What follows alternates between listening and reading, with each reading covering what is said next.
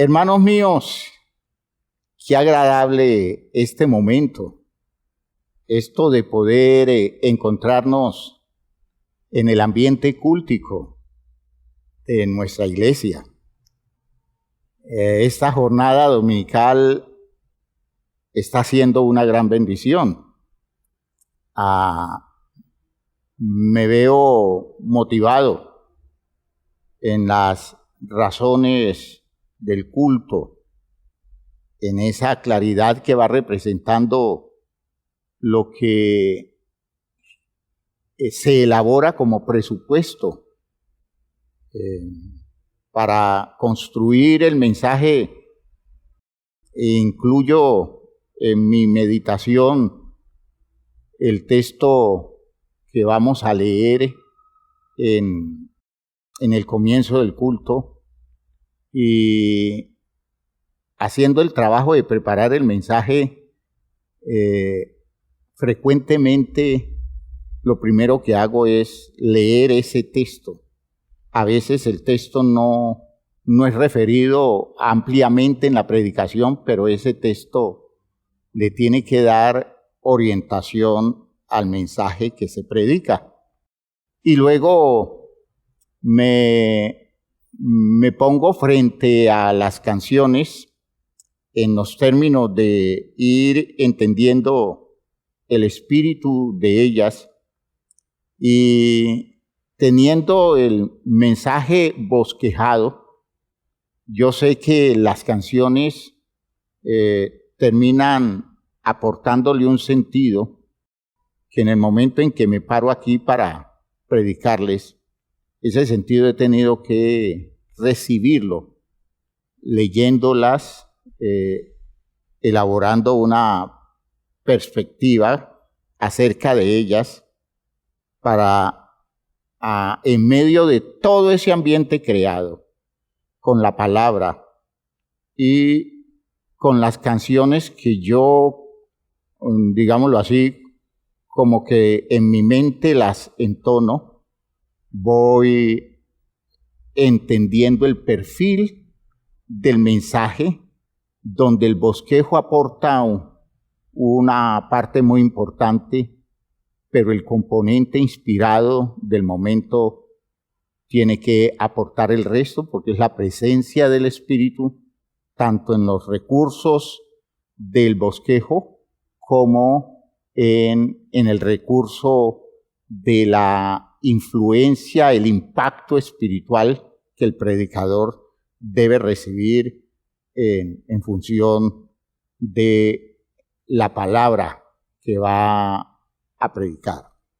Por eso me encuentro muy motivado y entiendo ya a la manera como ustedes deben presumir que lo veo en este momento que me preparo a predicar. Yo estoy intuyendo lo que serán nuestras canciones cantadas, y ahora que estoy frente a ustedes, se supone que ustedes me van a escuchar después de que hayamos cantado las canciones. Esas canciones deben tocarme a mí como sucede en un culto regular, porque en la predicación que hacemos en la iglesia común y corriente, en la iglesia presencial, las canciones nos aportan. Las canciones construyen el espíritu del mensaje, el ambiente culto previo al mensaje construye el ambiente, construye características espirituales del mensaje, y yo no quiero que estas enseñanzas pierdan eso, que no nos convirtamos en personas que por la tecnología perdamos la riqueza espiritual, porque esto es por el Espíritu, no es con ejército ni con fuerza, sino con el Espíritu de Dios. Así que, gracias a Dios por lo que hasta aquí Dios ha hecho en nuestro culto. Gracias a Dios por lo que me ha dado en este proceso en el que se está construyendo el ambiente para esta predicación. El compositor Marcos Vidal, al hacer la canción Aquí estoy, está expresando ese deseo que los creyentes que entienden que se han equivocado, que entienden que cometieron errores, que se desviaron del camino en alguna situación de la vida, ese creyente desea, anhela llegar a la presencia de Dios, que Dios desnude la realidad de su condición moral y espiritual y que Dios pueda limpiarlo a través del programa del perdón. Y fíjense ustedes que al entonar ese tipo de canciones, producto de la inspiración de hombres sensibles que debieron vivir algo así para poder expresarlo en una composición, observan ustedes que es el anhelo del creyente, y un buen creyente que se encuentra enredado en una condición pecaminosa, lo que más desea es llegar rápido a la presencia de Dios y resolver las cosas y no quedarse con una condición equivocada que le haga daño. Así que esa canción nos puede servir de inspiración para entender esa condición de necesidad urgente de que el perdón de Dios se exprese. Hoy vamos a trabajar todo lo relacionado, o vamos a introducir todo aquello que se relaciona con la intervención de Dios a través de su perdón. Vamos a orar, hermanos míos. Vamos a decirle a Dios que necesitamos que la palabra nos llegue, nos afecte, nos despierte, nos haga reaccionar y nos ponga en la tarea de resolver nuestras condiciones en lo moral y espiritual, y no estar tranquilos viviendo con el peso agobiante de cosas que no son correctas y nosotros permanecer así como si no estuviera pasando nada. Cuando el mal llega, al mal hay que hacerle frente lo más pronto posible para que no extienda su veneno y no nos haga daño en la estructura de la vida, que queremos mantenerla bien delante de Dios. Oremos todos. Padre eterno, te damos gracias por este tiempo especial. Gracias por esta hora en la cual tú te estás expresando en medio nuestro. Estás llegando a la vida nuestra. Este culto así lo expresa, así lo confirma. Estás haciendo maravillas con nosotros. Te agradezco entonces lo que hasta aquí has manifestado, todo lo que has perfeccionado en medio de esta congregación. Y te pido, Señor, que hagas tu obra a través del mensaje de la palabra, llegues a la vida de todos, Señor, con los argumentos de la Escritura y con las ideas que se manejarán en la predicación. Ayúdanos entonces a ser eficientes, ayúdanos a decir lo pertinente. Guía, Señor, entonces a tu siervo conforme a tu propósito y bendice la vida de tu iglesia expuesta al contenido de esta enseñanza. En el nombre glorioso de Jesucristo, estamos convencidos que estás haciendo tu obra, estás perfeccionando tu propósito aquí en medio nuestro. Amén. Amén.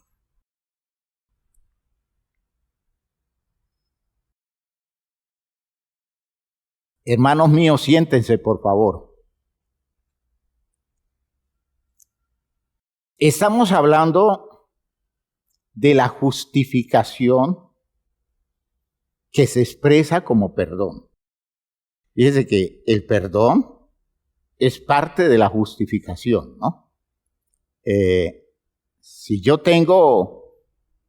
he cometido errores en el trasegar de mi vida, errores que se expresan como pecado, yo estropeé mi presente y yo,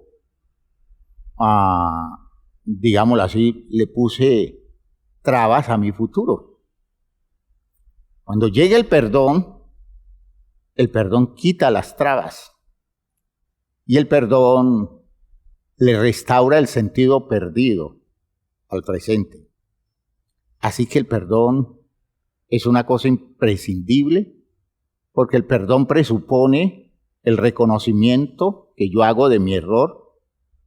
El perdón presupone que estoy afectado porque me equivoqué y necesito que me restaure la posibilidad de la paz y del bienestar interior para que mi vida hacia adelante tenga una proyección válida. Y esa idea, entonces, es la expresión de la justificación y esa justificación debe expresarse de entrada a través de un perdón que restaura las condiciones afectadas de una persona que se arrepiente de haber malogrado las posibilidades de su vida. El perdón es un sistema, decíamos, y es un sistema desgraciadamente muy mal entendido, mal interpretado. Y lo más triste de eso es que a veces nosotros desde la religión contribuimos al mal manejo en lo relacionado con el perdón. Desde la vida personal de la gente, su vida relacional, hasta los extremos de los vínculos sociales de las personas, cuando no se maneja bien el perdón, hermanos míos, la gente comete muchos errores y termina haciéndole un daño peor a su vida bajo el argumento de manejar un perdón sin los criterios de orden moral y espiritual que se deben tener en cuenta, sin haber hecho uso del recurso del perdón que Dios nos presta como territorio para construir el nuestro. Es allí donde se precisa un claro manejo doctrinal. Y vamos a comenzar a decir algunas cosas importantes que nosotros debemos tener en cuenta en el sistema del perdón instituido por Dios. Lo primero, y creo que es la base de todo, es el fundamento de todo.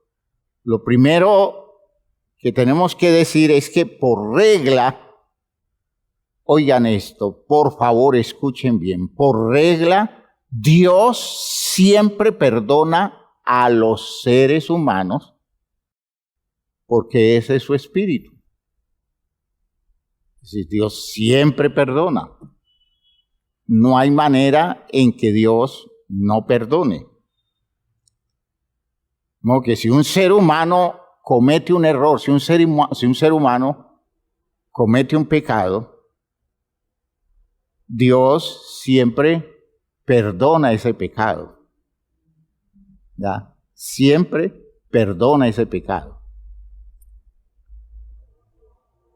Y eso es una cosa que lo identifica a Él. Es una cosa que lo deja ver a Él de cuerpo entero. Un Dios que perdona los pecados de los hombres. Y entonces yo sé que en la cabeza de ustedes esto da vueltas, porque me van a citar muchos textos y por eso vamos a seguir en la reflexión de una forma ordenada. Por regla, Dios siempre perdona a los seres humanos porque ese es el espíritu que lo caracteriza a Él. En eso consiste la forma como se ha dejado conocer Él ante nosotros. En eso consiste lo que sabemos de lo que Él hace en relación con la vida nuestra. ¿Recuerdan ustedes la expresión del Salmo 103:3 con la que trabajábamos nosotros hace 8 días? Dice, Él es quien perdona todas tus iniquidades. Fíjense ustedes que está esa palabra todas, ya. Él es quien perdona todas tus iniquidades. Es decir, en el programa de Dios está el plan de perdonar todos los pecados de un ser humano. ¿Ya? Cuando usted lee, por otro lado, en el libro de los Hechos, en el capítulo 17, Hechos capítulo 17, en el versículo 30, lo relacionado con el mensaje del apóstol Pablo frente a los atenienses, el discurso de él aclarándoles a ellos, pensadores inquietos, con ideas, con filosofías. Pablo les habla como un buen filósofo, como un pensador, un filósofo teólogo, ¿ya? Filósofos, teólogos, poetas, teólogos tenían los griegos, y llega como un judío manejando una filosofía, una teología distinta de la que habían escuchado tradicionalmente. Y en un momento de su discurso, Pablo les dice a ellos, versículo 30, pero Dios, habiendo pasado por alto los tiempos de esta ignorancia, ahora manda a todos los hombres en todo lugar que se arrepientan. Manda a todos los hombres en todo lugar.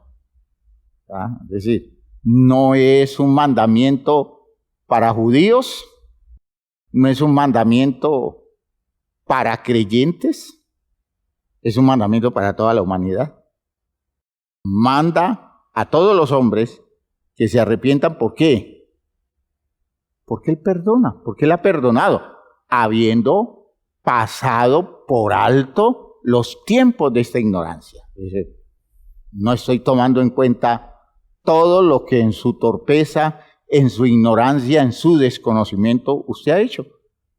Y si usted se acoge a eso, ya mi perdón le llega, y entonces estoy diciéndole a la humanidad, arrepiéntanse, porque hay un perdón posible para las condiciones morales y espirituales suyas.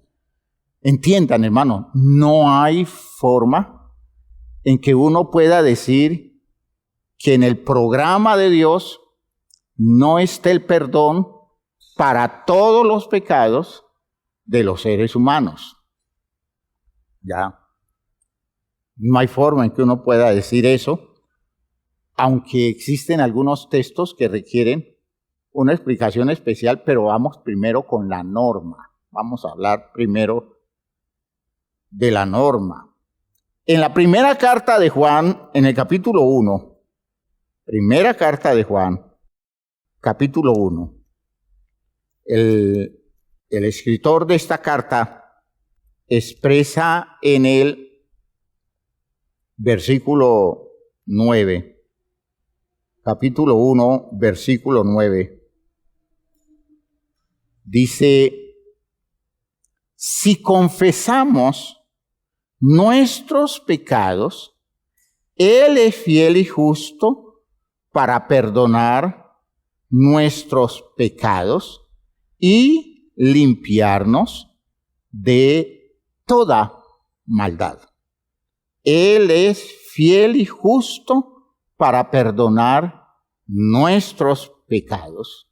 Oigan cómo lo estoy leyendo y quiero que subrayen ese: Él es fiel y justo para perdonar nuestros pecados. Fíjense que no está diciendo Dios está dispuesto a perdonar este y este pecado, pero este otro no. O Dios a veces está en el plan de perdonar, pero a veces no. De modo que usted tiene que cogerlo por el lado bueno. Porque si usted llega a pedir el perdón cuando Dios no está de buen talante, Dios no lo va a perdonar. Pero si usted llega en el buen tiempo, Dios lo perdona. Hermanos míos, nadie puede manejar un argumento teológico así. Dios siempre perdona los pecados. Si confesamos nuestros pecados, Él es fiel y justo para perdonar nuestros pecados y limpiarnos de toda maldad. ¿Ya? Limpiarnos de toda maldad. No quiero analizar otros aspectos, sino el que se relaciona con el hecho de la disposición de Dios para perdonar. De modo que es una cosa de base, una cosa presupuestal. Dios tiene el interés de perdonarlo todo. Dios se ha dispuesto de tal manera que garantiza el perdón de todos nuestros pecados y siempre Dios tiene esa disposición. No hay forma entonces en que uno diga: es que yo fui a Dios y Dios no me perdonó. O ¿cuántas veces le rogué a Dios que me perdonara y yo no me siento perdonado? Dios a mí no me ha perdonado. Porque yo lo he escuchado así. Hay gente que habla en esos términos. Es que yo estuve clamándole a Dios para que Dios me liberara. Por ejemplo, dicen: Dios me liberara de este sentimiento de culpa. Y aquí estoy con mi culpa. Quiere decir que Dios a mí no me ha perdonado. Parece que yo soy alguien que no está inscrito en el libro de la vida. Y todos son manejos que no tienen que ver con la realidad. Y lo estoy mencionando así en forma clara, en forma pausada, para que ustedes asimilen el principio. Dios siempre perdona. En el texto de Isaías, en el capítulo 55, un texto que a veces lo hemos manejado en relación con otros aspectos. Isaías 55, en el versículo 7 está el consejo. Dice el profeta: deje el impío su camino y el hombre inicuo sus pensamientos y vuélvase a Jehová, ¿ya? El cual tendrá de él misericordia, y al Dios nuestro, el cual será amplio en perdonar. Voy a leer el versículo en la Biblia latinoamericana. Esa parte del versículo que estaba leyendo dice: vuélvanse a Yahvé, que tendrá piedad de ellos, a nuestro Dios, que está siempre dispuesto a perdonar. Miren cómo lo expresa esta traducción: que está siempre dispuesto a perdonar. Usted nunca va a encontrar a Dios de espaldas a este principio. Usted nunca podrá manejar como argumento que Dios toma un camino alternativo cuando se refiere a determinadas situaciones o cuando se refiere a determinadas personas. Que una cosa es el trato de Dios con las personas que hacen parte de su comunidad religiosa y otra cosa es el trato de Dios con las personas que no. Hermanos, sin excepciones, sin hacer excepciones, sin hacer acepciones, son las dos ideas que se complementan. Excepciones, es decir, sin excluir a nadie, acepciones sin preferir a ninguno. ¿Ve? Las dos ideas, y las usamos para que nadie quede fuera del territorio. ¿Ya? Dios nunca trata a alguien diciéndole, es que yo a usted no le perdono los pecados. ¿Por qué? Porque es presupuesto que Dios perdona los pecados. ¿Los pecados de quién? De todo el mundo. ¿Cuáles pecados? Todos los pecados. ¿Ve? Todos los pecados. Podríamos decir, ¿en qué condiciones? En las mismas condiciones. ¿Ya? ¿Qué tan amplio es el perdón? En la misma amplitud para todos. Usted podría decir, entonces, Dios ya perdonó los pecados de la gente mala que no se ha arrepentido.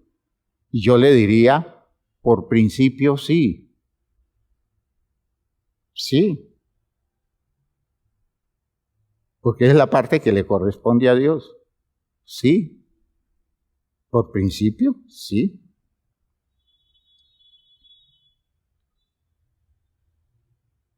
Hay mucha gente que critica a otros porque dicen es que usted no le ha perdonado a esa persona lo que esa persona le hizo. Que la persona dice, ¿y por qué cree que yo no le he perdonado? Porque es que usted no ha vuelto a establecer con esa persona la relación que tenía antes. Entonces usted como creyente le dice, en primer lugar, yo quiero aclararle que yo a esa persona la perdoné por principio cristiano, por la claridad y por el bienestar de mi vida, la perdoné hace mucho tiempo, muy poco tiempo después de todo lo que pasó, porque yo no tenía por qué cargar con eso. Como que en ese sentido yo ya lo hice. Ahora, ¿cuánto más falta para que se perfeccione el sistema? ¿Cuánto más falta para que el perdón sea eficaz? Ya eso es otra cosa. Pero que usted no me venga a decir que porque no se ve efecto al otro lado, yo no lo he perdonado. ¿Ya? Espero que me estén entendiendo bien eso que estoy diciendo, porque esas acusaciones yo las escucho frecuentemente. Un hombre le dice a una mujer, es que si usted me hubiera perdonado, ya habría vuelto a vivir conmigo. Y ella le dice, yo lo perdoné, solo que usted sigue siendo el mismo borracho de siempre, solo que usted sigue siendo la misma persona violenta de siempre. Y una cosa es que yo lo haya perdonado, y lo perdoné hace mucho tiempo, y otra cosa es que las cosas no hayan cambiado en usted. ¿Ya? Y yo quiero que entiendan eso en Dios. Dios, por disposición, ya perdonó todo. Pero eso la gente no nota, no lo nota. La gente no lo percibe.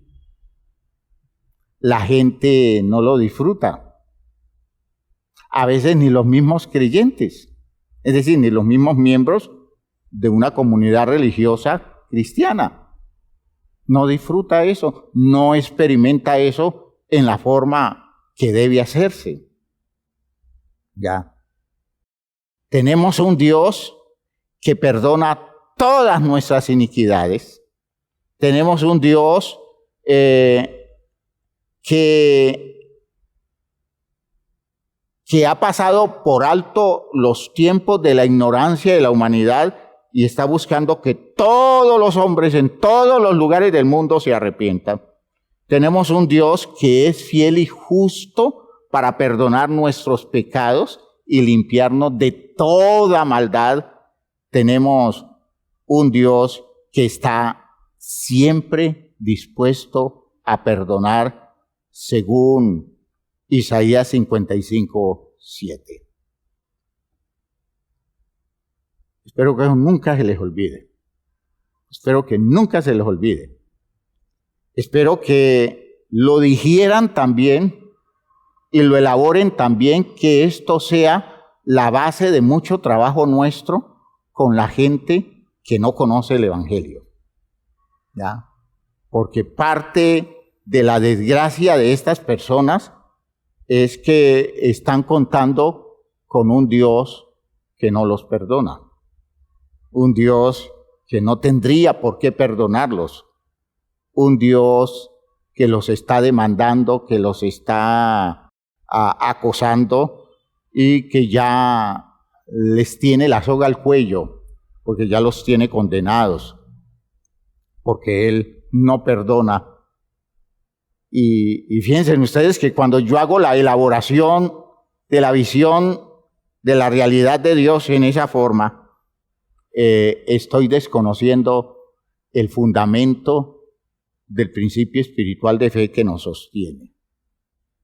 Hablar en la forma que estoy haciéndolo es entonces base de nuestra manera de creer, que debiera ser la de todos, y desgraciadamente no. ¿Ya? ¿Por qué? Porque el manejo religioso nos ha llevado a elaborar otra forma. Por manejo religioso se argumentan cosas que al leer los textos y no entender todo el manejo contextual de la palabra, las personas se van definiendo por la literalidad de ciertos textos y entonces algunos me dicen, pastor, es que Dios no perdona a quien no se arrepiente. Oigan lo que estoy diciendo. Dios no perdona a quien no se arrepiente. Yo le pudiera decir, Dios perdona a quien no se arrepiente. Porque el perdón es una cosa espontánea en Dios. La cosa es cómo se enfoca el asunto en aquel en quien no se arrepiente. Otro me dice, pastor, es que Dios no perdona a los que no tienen fe en Él. Y yo le diría, Dios perdona a los que no tienen fe en Él. Siempre los perdona. ¿Ya? Usted me podría decir, es que Dios tiene misericordia de algunos y de otros no, porque hay un versículo que dice, tendré misericordia de quien tenga misericordia y me compadeceré de quien me compadezca.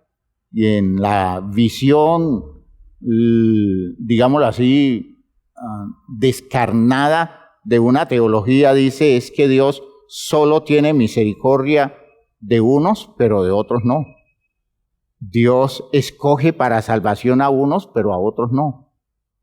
Y a Dios no podemos decirle que está haciendo mal las cosas, porque si la gente es pecadora, Dios tiene derecho de condenar a todo el mundo. Antes, agradezcámosle a Él que de todo el mundo Dios escoge a unos para salvarlos. Eso es derecho que Él tiene, porque es lo de Él.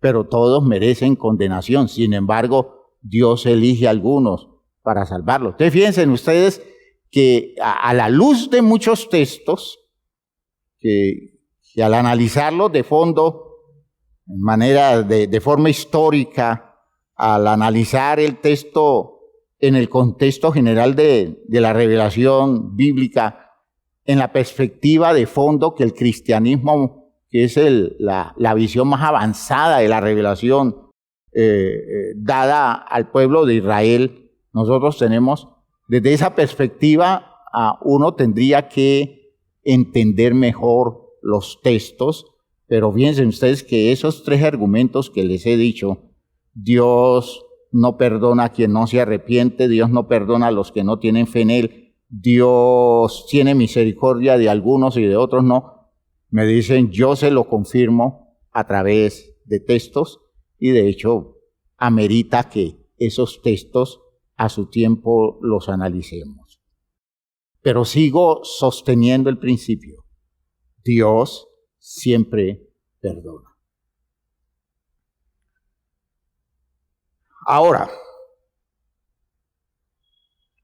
de hecho el perdón no llega porque simplemente Dios decidió hacerlo. Piensen ustedes, estamos hablando de un sistema. Es cierto que el perdón no llega y no le llega a todo el mundo.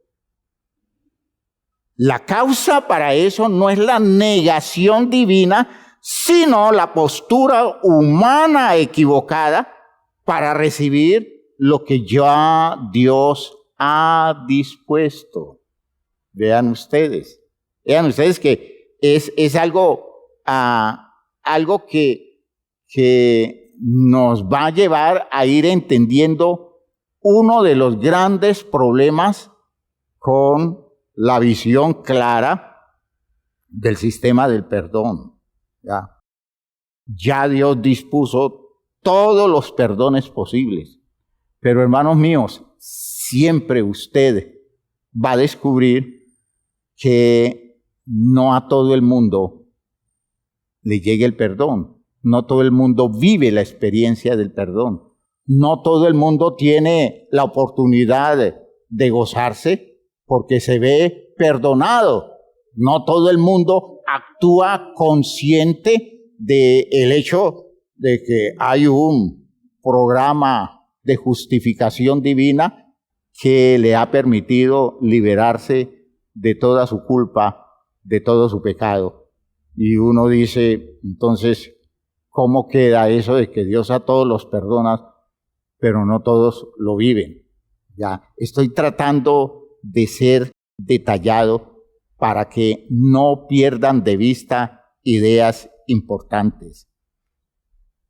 Digamos que la confusión, la visión equivocada se da porque no se entiende que el perdón como sistema tiene siempre dos factores básicos: quien perdona y la persona perdonada. Esa es la mínima estructura del sistema del perdón. Tanto el que perdona como la persona que es perdonada. Los dos están ligados, el uno en relación con el otro, pero tienen una responsabilidad independiente cada uno de ellos. Fíjense que estoy hablando del sistema del perdón en su forma más elemental, más básica. Un perdonador y una persona que debe ser perdonada. Están relacionados, porque es un perdón que debe ir en dirección de alguien perdonado y es una actitud de alguien que requiere un perdón y que toma la postura del que busca ese perdón. Y entonces, en esa relación hay que descubrir que cada uno tiene una responsabilidad independiente de la responsabilidad del otro. La actitud inapropiada de alguno de ellos puede hacer fracasar el sistema. En el caso del hombre con Dios, que es el caso bíblico, la fórmula tiene la constante del perdón divino. Dios siempre perdona. Aleluya. Escuchen. Dios siempre perdona. Esa es una constante. La fórmula tiene una constante. Pero la variable está en relación con la postura que toma la persona perdonada. ¿Ya? El resultado depende de la actitud de la persona que debe ser perdonada, su disposición, su capacidad para valorar el sistema, su sentido de consecuencia frente a todo lo que mueve el sistema como demanda y como solución. Recuerden que al comienzo del culto estábamos leyendo el Salmo número 32.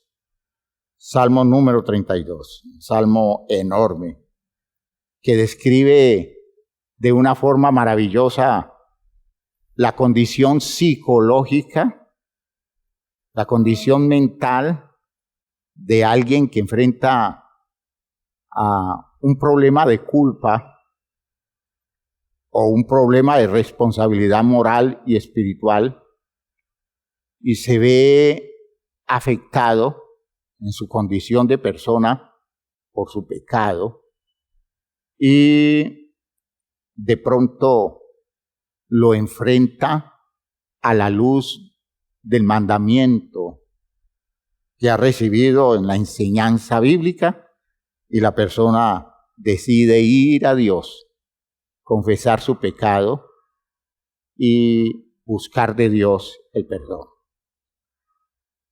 Cuando ustedes observan en detalle ese salmo, ustedes descubren que el factor decisivo en la experiencia del salmista está en la postura de él. Allí está Dios. El Dios que se presenta allí es un Dios con unas características definidas.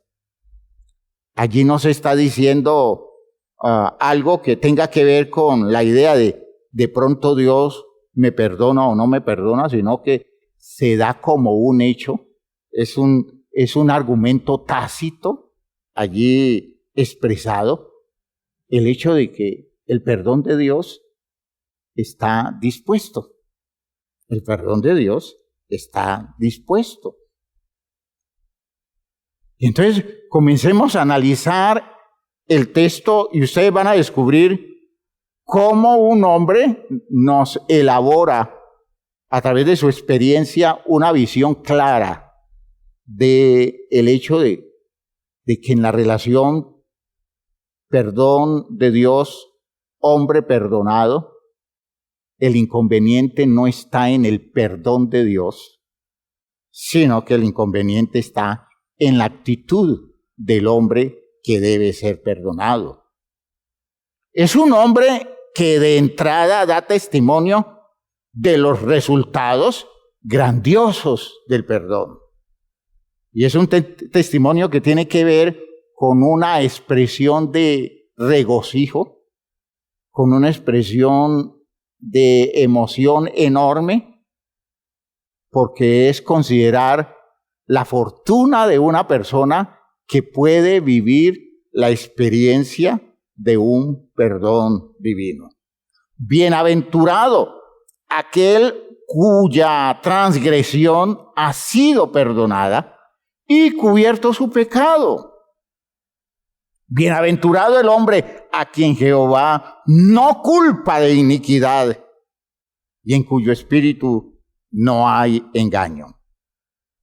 Demostrando que en su experiencia personal el sistema para el salmista ha sido eficiente. a partir de esa experiencia de un perdón que cubre su pecado, una condición que lo libera de ser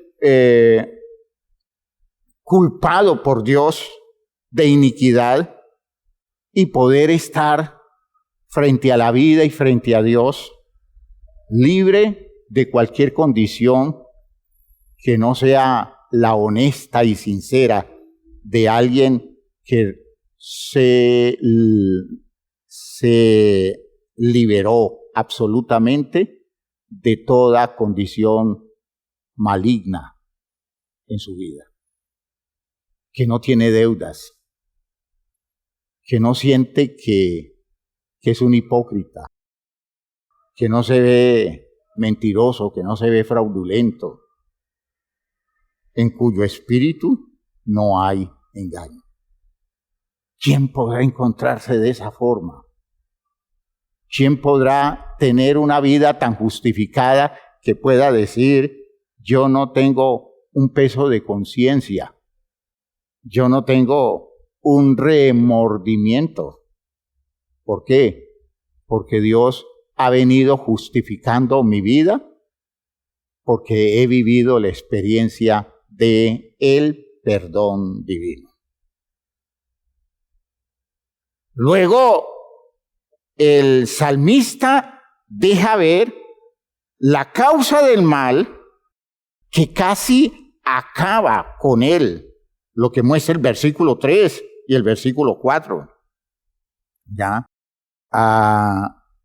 Dice él, mientras callé, se envejecieron mis huesos en mi gemir todo el día, porque de día y de noche se agravó sobre mí tu mano, se volvió mi verdor en sequedades de verano.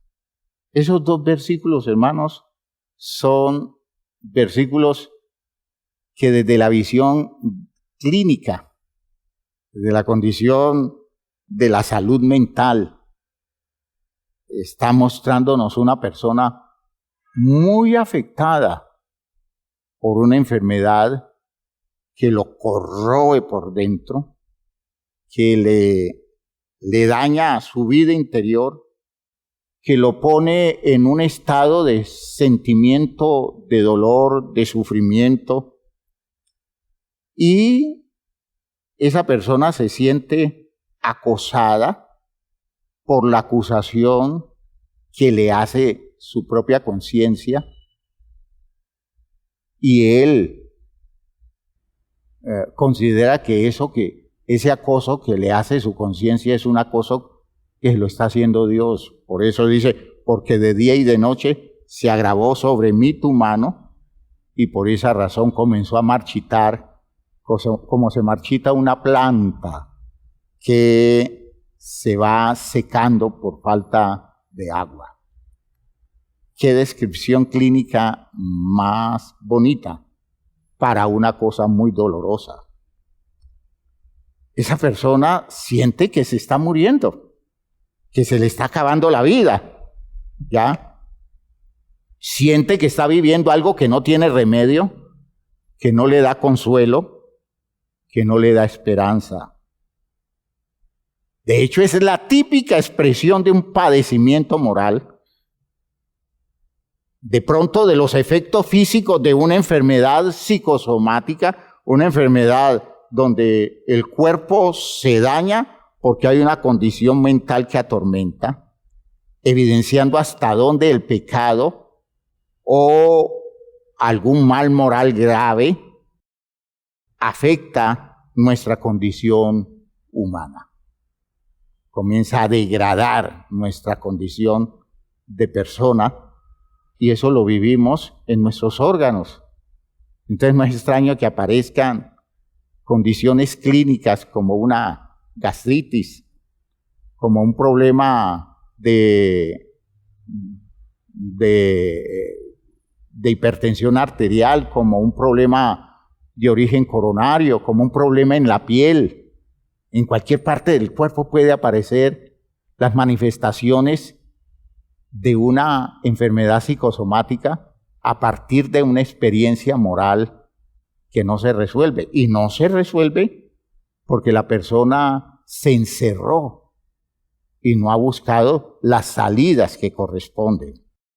Aparece entonces la descripción del proceso terapéutico. Y esa descripción se da con términos muy sencillos, como una fórmula protocolaria de las cosas como se deben dar y sus resultados. Miren cómo lo dice él: mi pecado te declaré y no encubrí mi iniquidad. Es decir, dije todo lo que tenía que decir. Lo hablé descarnadamente. Convertí mi vida en un libro abierto delante de Dios.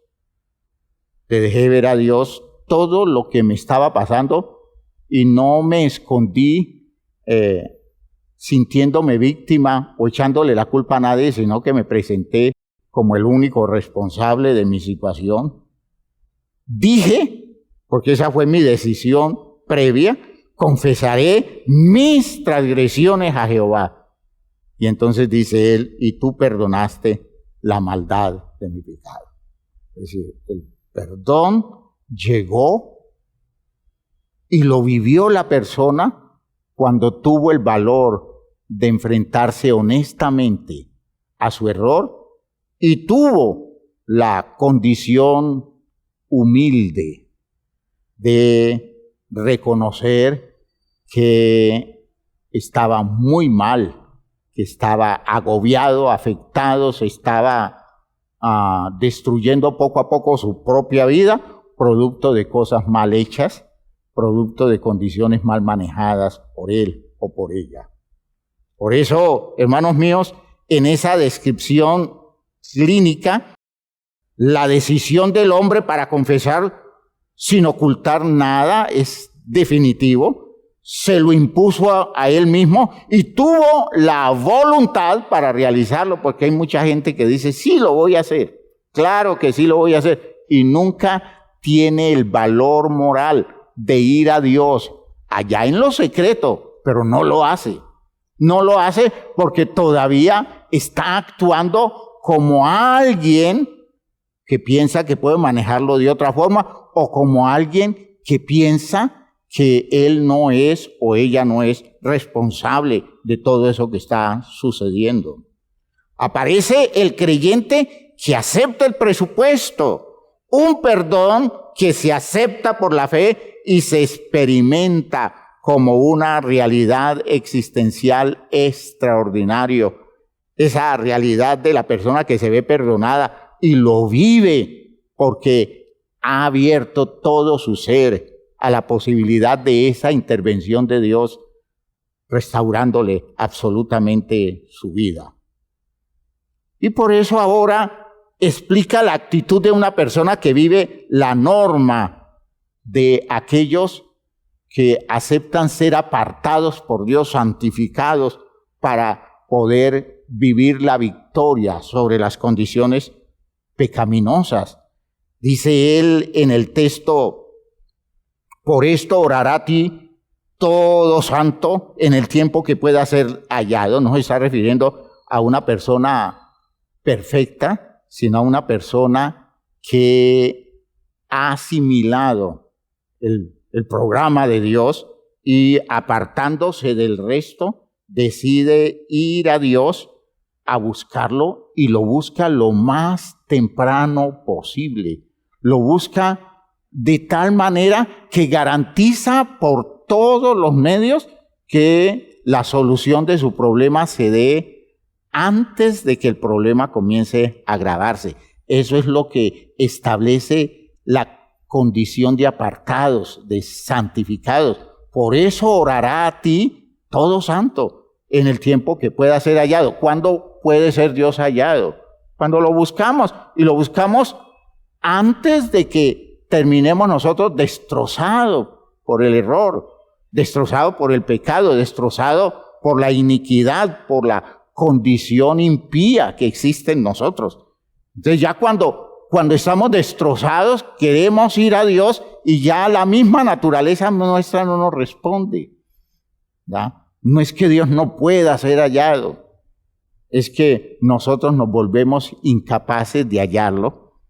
De modo que el problema no está en Dios, el problema está en nosotros. ¿Y cuál es el inconveniente? Que llega un momento en que nos volvemos torpes, sordos, ciegos, insensibles, y solo sentimos el agobio de un mal que sabemos que el único que lo puede resolver es Dios, pero no tenemos las habilidades, las disposiciones morales y espirituales para ir a Dios, y eso suena trágico, hermanos míos, eso suena terrible, que alguien no tenga caminos para ir a Dios cuando lo más expedito que hay es ir a Dios para buscar el perdón y la restauración. Llega el día en que estamos tan perdidos que no damos con el camino.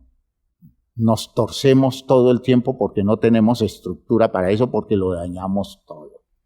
En el tiempo que pueda ser hallado. ¿Ya? En el tiempo que pueda ser hallado. Orará a ti todo santo en el tiempo en que puedas ser hallado.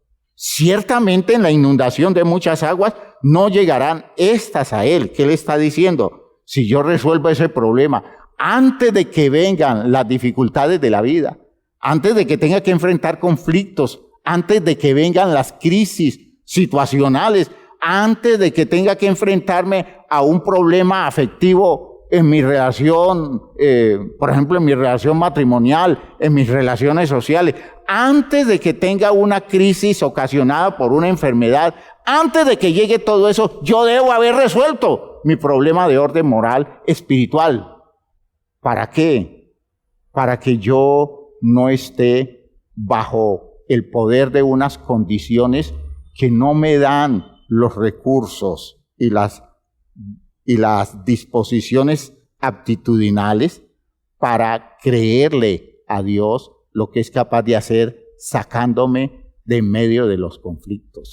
Si estoy atormentado por una culpa me impide buscar la solución espiritual válida a una crisis de orden situacional, a una crisis económica, por ejemplo. Buscar a Dios para que Dios me ayude a resolver un problema económico cuando tengo de por medio un problema moral espiritual donde siento que Dios está lejos de mí. ¿Y a qué Dios voy a ir si yo me distancié de Él por mi pecado? Por eso el salmista muestra que aquellos que han sido apartados resuelven ese problema temprano, no lo dejan para más tarde, porque más tarde van a estar complicados, van a estar más enredados, ¿ya? Entonces, esa persona que está resolviendo todo, garantizando el bienestar para los momentos de crisis, esa persona no se va a ver anegada por los males, alimentados por un estado moral y espiritual deplorable que produce el pecado. ¿Por qué? Porque lo resuelve a tiempo.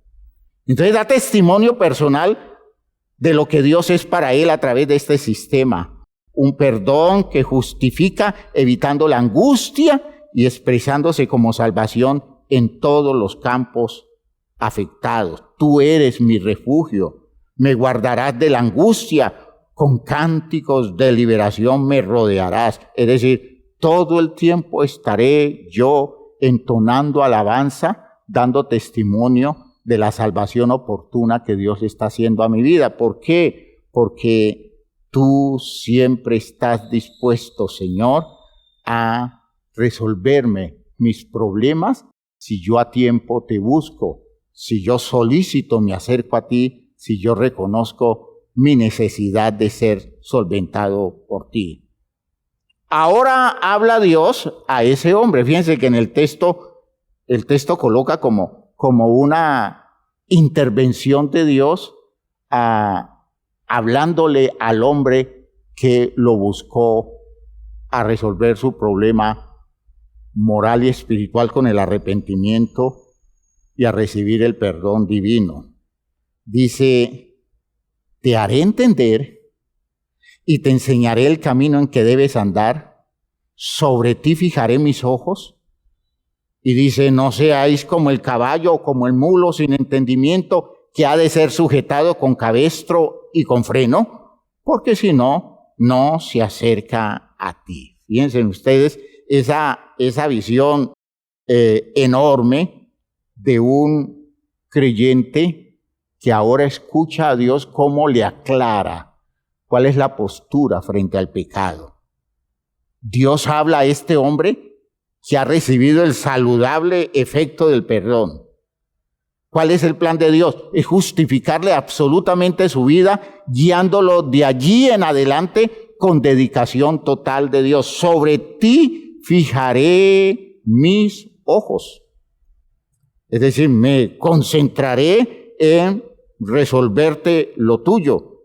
¿Por qué? Porque te voy a enseñar, y esta es la justificación total, te voy a enseñar el camino que debes elegir a partir de esta experiencia que tienes de una persona perdonada.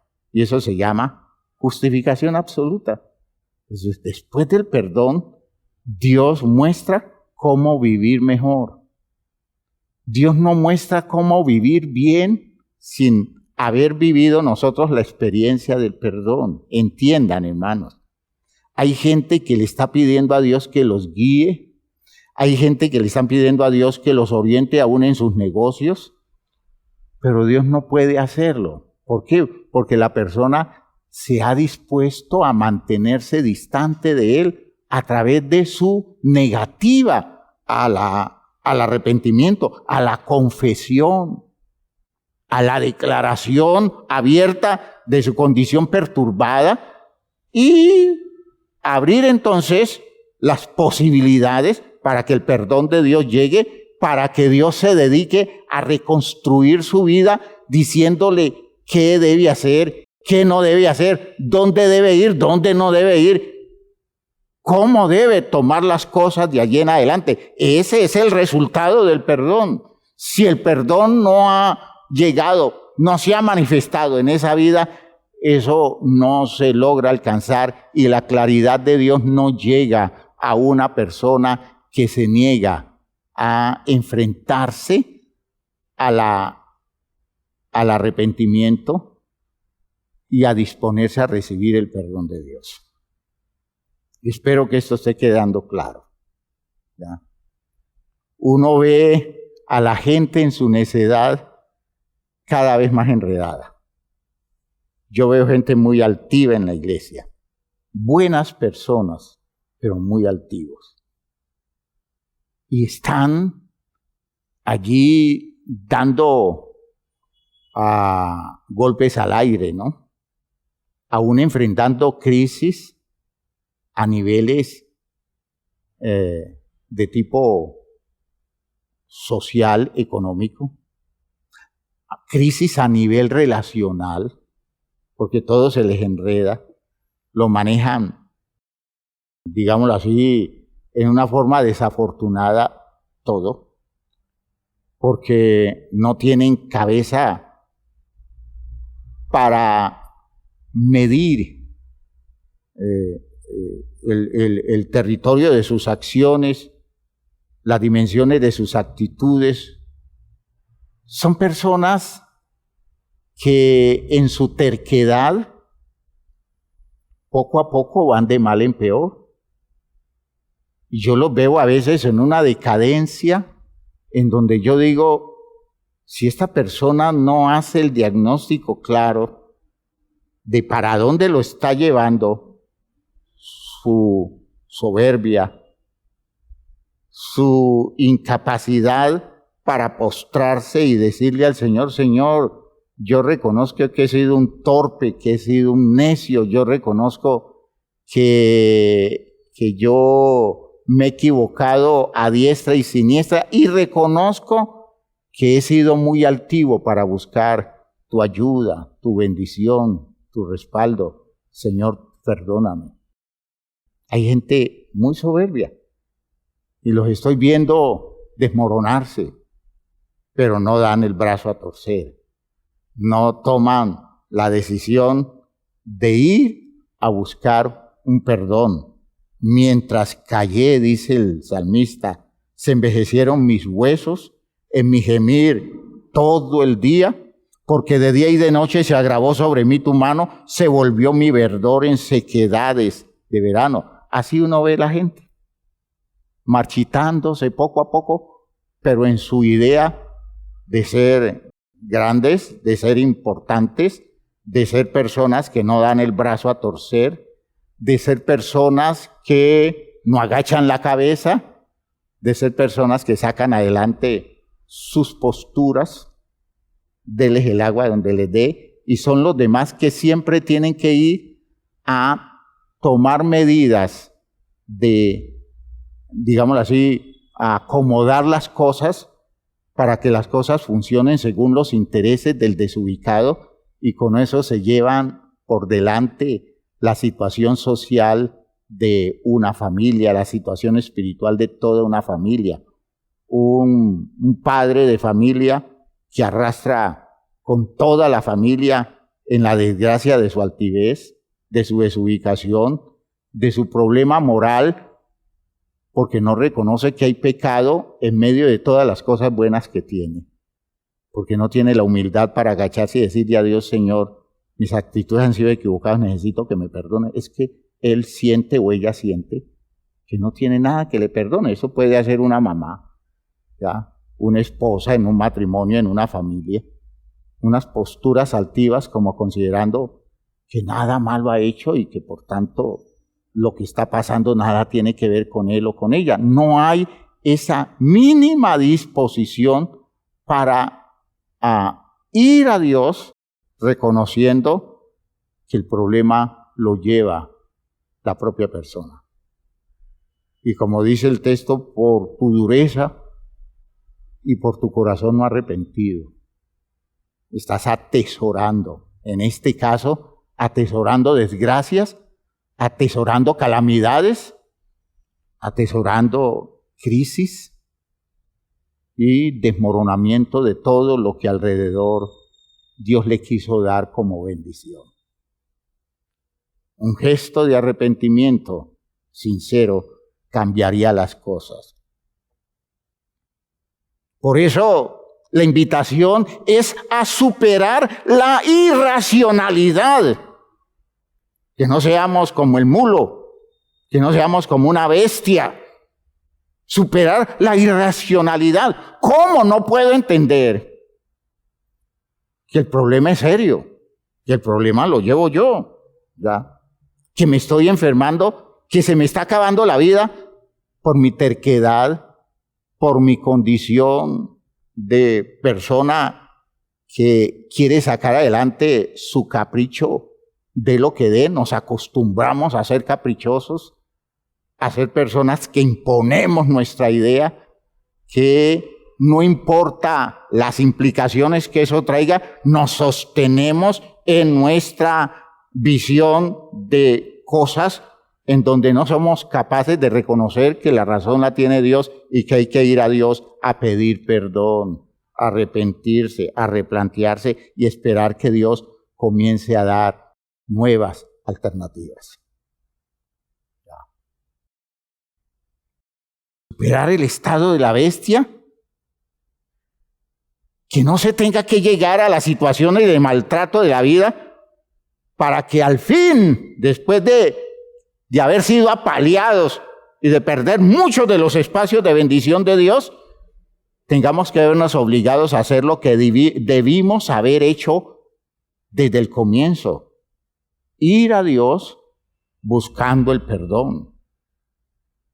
Es la irracionalidad de los impíos. Y esa es la causa de su dolor. Muchos dolores habrá para el impío, mas el que espera en Jehová lo rodea la misericordia. Cuánto dolor, hermanos míos, y cuánta angustia nosotros podríamos evitarle a la vida aprendiendo a ser lo suficientemente humildes y sinceros para ir a buscar la eficacia del perdón divino antes que la desgracia se apodere de toda nuestra existencia. Hermanos míos, no es justo, no es justo, no es justo. Eso no tiene ninguna presentación. Con un poquitico de sentido común, con un poquitico de objetividad, voy a decirlo en los términos nuestros, usted tiene que reconocer que le embarró. Usted tiene que conocer que cometió errores. Usted tiene que reconocer que a los ojos de Dios se equivocó de cabo a rabo. Se equivocó de cuerpo entero. Usted tiene que reconocer que no tomó en serio lo de Dios. Y entonces no se esconda en argumentos de presunción personal, como tratando de justificar todo el tiempo lo que usted debió asumir como una responsabilidad y tempranamente comenzar a resolver las cosas para introducir los cambios que le permita a Dios ejercer su obra misericordiosa, perdonadora y restauradora. Entiéndame lo que le estoy diciendo. Esto es cosa de hacer las cosas pertinentes. Esto tiene que ver con la mínima disposición a ver todo como se tiene que ver y actuar a tiempo. No importa que tengamos que postrarnos hasta el polvo, reconociéndole a Dios la dimensión de nuestros yerros, porque de allí Él nos levanta y nos dignifica y pone en alto nuestra vida y nos da derechos que el mundo jamás nos va a conceder, oportunidades que el mundo nunca podrá aportarnos, abrirá puertas que el mundo no las conoce y están reservadas para usted, están reservadas para mí. Solo es que aprendamos el principio. Dios está buscando la hora, Dios está buscando el momento preciso de poder hacer eficaz el perdón que Él ya dispuso para la vida suya, porque Dios no tiene ningún interés de condenarlo, pues en su programa Él no quiere que usted se pierda, sino que usted, como todos, proceda al arrepentimiento. Que Dios nos ayude, que Dios intervenga. Pónganse de pie, vamos a hacer una oración. Fíjense ustedes que en la justificación, el programa, en cuanto a responsabilidad, está del lado nuestro. La obra de Dios está garantizada. Insisto, principio, lo que dije al comienzo, principio, Dios ha perdonado. Dios ha perdonado. ¿Cómo hacemos eficaz ese perdón? Esa es la responsabilidad que se coloca sobre nosotros y ese es el trabajo que tiene que hacer la Iglesia para guiar a todo el mundo hacia la eficacia de ese perdón decretado por Dios desde siempre para nosotros. Pónganse de pie, oremos.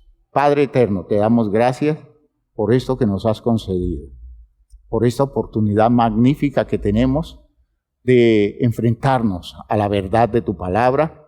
Gracias, Señor, por todas las cosas que se están abriendo a las posibilidades de la Iglesia para el bienestar de ella. Tócanos, Señor, sensibilízanos, motívanos, despiértanos, haznos reaccionar, Señor, que no sigamos con esa idea de perdernos por necedad, de perdernos, Señor, por negligencia, de perdernos por altivez. Oh Dios mío, qué oportunidad como esta la podamos aprovechar tan tempranamente que nosotros hoy ya estemos preparados para enfrentar cualquier situación porque gozamos del perdón que tú nos has concedido. En el nombre glorioso de Jesucristo. Amén, amén, amén. Espero que se esté trabajando usted en ese sentido. Espero que usted esté comenzando a buscar los caminos, las estrategias y que usted esté reclamándole a Dios a través del poder de su espíritu para que le dé la suficiente humildad para que esto tenga eficiencia, dé un buen resultado en la vida suya.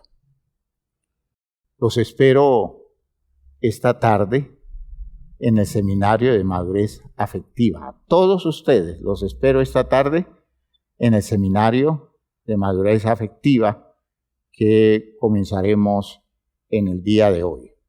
Dios les bendiga a todos. Salúdense unos a otros en la forma que puedan hacerlo.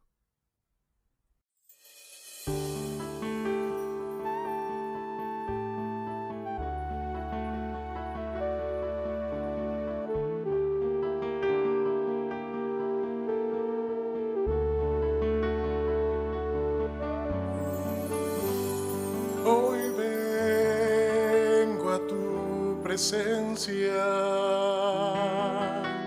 mis pecados no están ocultos ante ti. Tú ya lo sabes todo y me arrepiento de verdad. Aquí estoy, límpiame, trae tu luz a mi ser, que no quiero ocultar mi maldad ante ti. Aquí estoy, clamo a ti. Tu perdón llegue a mí. Vuelve a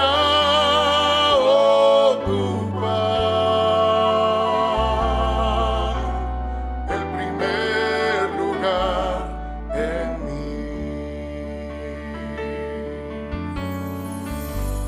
Hoy vengo a tu presencia,